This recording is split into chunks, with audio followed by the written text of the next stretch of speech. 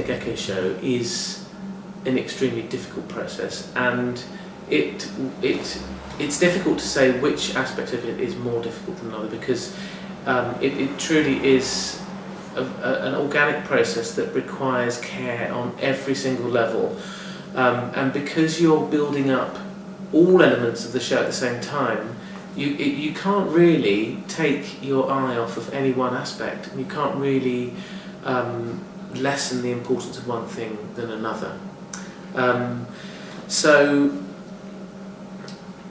for the technical stuff to be right, one has to work endlessly, again and again and again, on the functionality of the show, moving a screen at exactly the time that you're moving a person and a chair and a table and a light.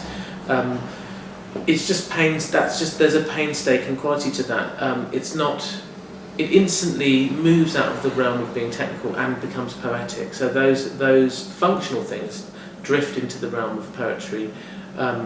The things that you imagine to be poetic, like some of the movement, become very technical because you want them to have a precision to them, and if you don't want them to have a precision, you have to work very hard for them not to have precision. So there isn't a great deal there's nothing that is easy. That's absolutely for sure.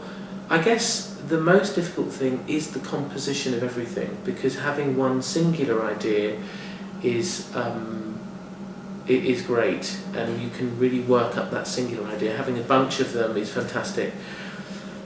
Actually sitting them together, bringing all those things, all those ideas together, and actually having a whole meaning or a sense that there is a composition to it is probably the thing that takes the longest, and therefore is the most difficult.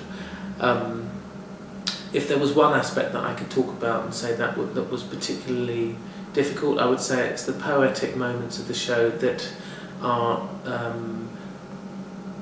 very transformative and have personal meaning for each and every member of the audience. When you find those usually quite metaphorical ideas, I always have a feeling that this is going to be something that is going to be broadly interpreted, and if it sits within the show, then those things are real gold for the show.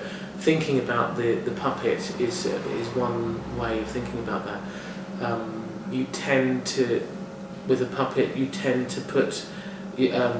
to either take the puppet in and it becomes a very emotionally personal thing about you as a child, or you become very conceptual about it, and it becomes something that has a meaning to do with the world and to do with innocence or